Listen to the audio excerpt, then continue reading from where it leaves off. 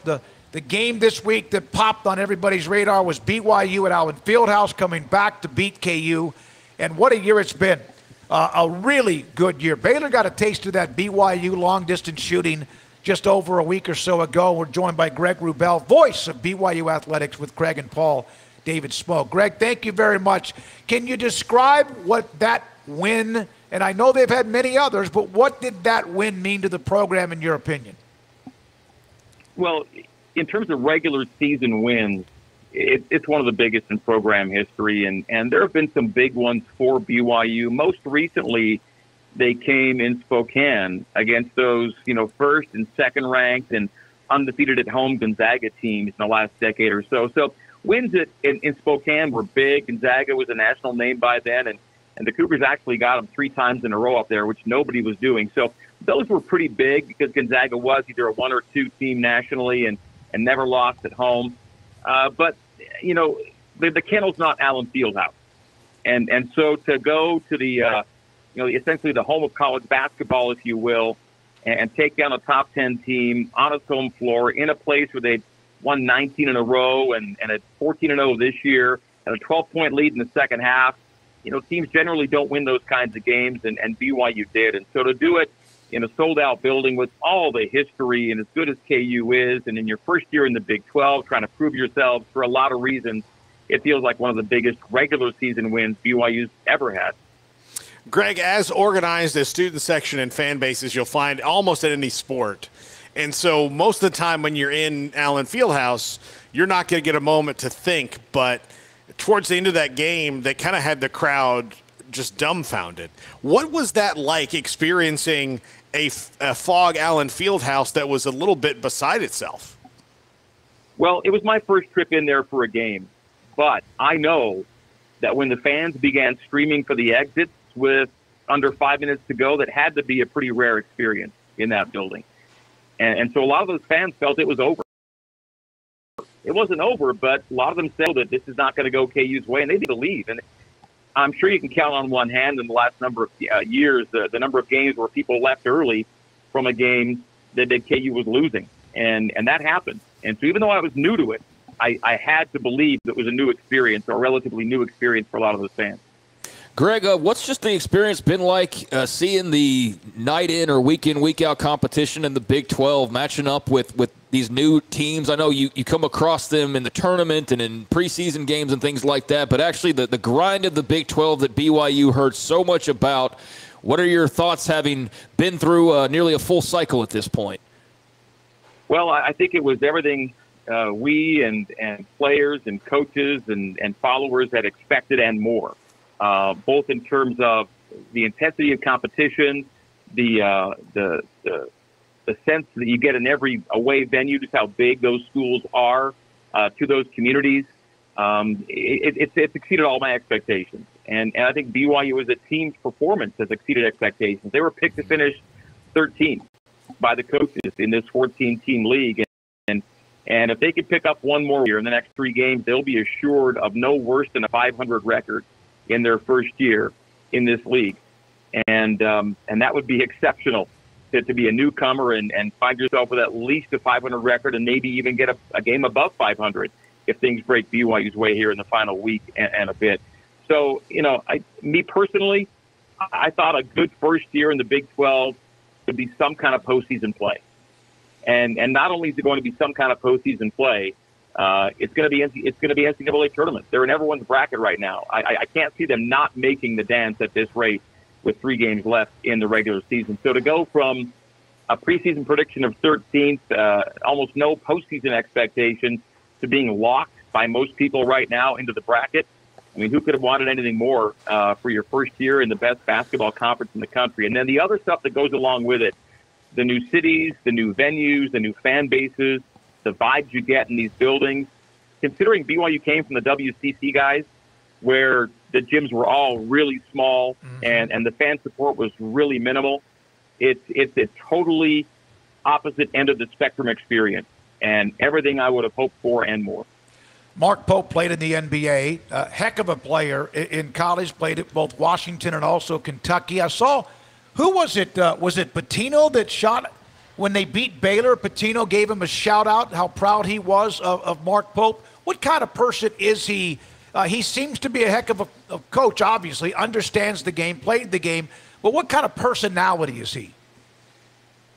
Well, he is gregarious and upbeat and affable and funny and charming and ultra competitive and all the things you want in your coach. And then beyond that, he is the fit for BYU. He's a member of the school's sponsoring church. He buys into everything that the school is about, and certainly he is an adherent to the religion and the church that sponsors the school. And so in a lot of ways, he's the perfect coach for BYU. And granted, every head coach at BYU has been a member of the church. And so you try and meet both ends. You try and find someone who, values his membership in the church as much as he values winning on the floor. And BYU's got that in Mark Pope. And his predecessor, Dave Rose, was more of the same. BYU's been very, very fortunate with their head coaches. This is my 28th season calling games. And I've had 5 head coaches. One who was a long-standing coach. He was let go early in my first season. The interim coach they got was also a great guy, but he didn't continue with the school. And since then, the 3 coaches I've worked with most are Steve Cleveland, Dave Rose, and Mark Pope. And each one has been outstanding in their own way. And again, it's a unique fit at BYU. You can't just go pick a coach in the country. You've got to find the right coach for a lot of right reasons. And BYU's got another of the right guys in Mark Pope. He's young. He's in his 40s. He's seen as a riser in the profession. But I'll tell you, BYU fans would be happy if this was a lifetime destination for him, because his early success has shown signs of staying power, and doing it in this league has already proven a lot of doubters wrong, I'm certain. He played for Pitino at Kentucky, was on the national championship team. They had a great run in 95, 96, so there's part of that communication or pipeline too. Greg, this is a team that they bomb threes like nobody maybe in the league, and there's a lot of teams that love shooting threes, but they rely on it. You live by it, you die by it. But lately they've been living by it. What has been the kind of X factor, and then just improving so much from being behind the arc and being able to take, again, you take Kansas out of a game, you take Baylor out of a game early when you make that many threes? Yeah, and for BYU, it was kind of late that it happened, at least at KU. They opened 5 for 10, which is great. Then they went through a 1 for 14 stretch, which almost shot them out of the game. That's when KU took a 12-point lead. But then the Cougars heated up when it mattered most, and they end up with what I call a prototypical BYU game. If BYU could be 13 for 34 in every game going forward, they would take it. That's where they want it. That's the sweet spot. That's the wheelhouse. You make between 12 and 15 threes. You take between 30 and 35. You're in the mid to high 30s in percentage. BYU will take that all night and all season. In fact, BYU is 20-2 this year when they just shoot better than 32% from the arc. Now, 32 is not a great number, but because of the volume, that's the number. If they're under 32%, they're 0-6.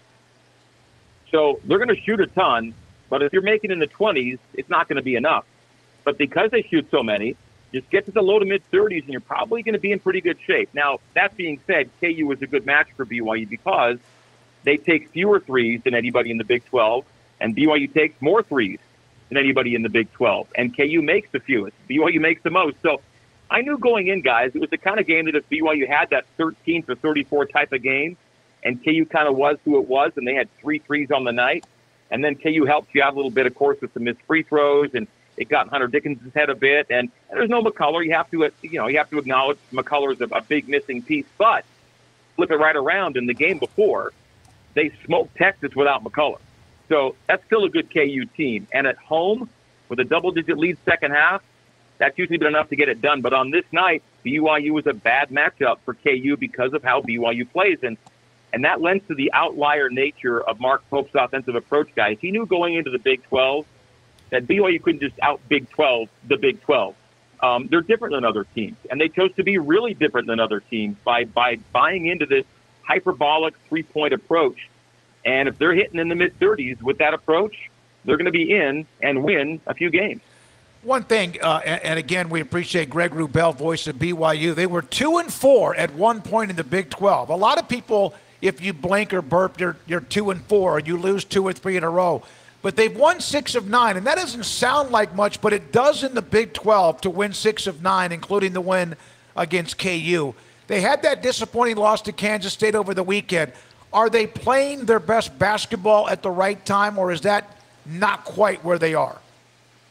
Well, because the defensive numbers had taken such a hit over the 2 weeks previous to the KU game, you wouldn't say they were playing their best basketball because there had been slippage. In fact, over a 2-week span, guys, they went from top 25 in Ken Palm defensive efficiency to around 68th or 70th. So it was a precipitous slide, and it happened over a handful of just 4 and 5 games, but it was real. They flipped it back around and held KU under 70. If you can do that and keep Kansas in the 30% rate, which what BYU did defensively, that's a sign they're getting back to who they were. And again, who they were most of the season was a really good defensive team. The offense got all the attention, but the defense was top 25 until, again, just a couple of weeks ago. But it's a good sign they got it back against KU. So the hope is they've got it back and they can get back to playing some of their best basketball, but those defensive numbers kind of took them off balance a little bit. We wouldn't say that, but they're one of those teams that although they haven't won more than 2 in a row yet in the league, they also haven't lost more than 2 in a row in the league. And that says something. And they've also had no weeks. They've had no weeks that have included a loss on Tuesday and a loss on Saturday of the same week. And only 4 teams can say that in this conference. So they've done a lot of things to keep themselves in a good spot in the toughest basketball conference in the country. Thank you, Greg. It's always great to have you on the show. Love the BYU as a part of the Big 12. Thank you so much. Greg Wrubell, voice of BYU Athletics, with us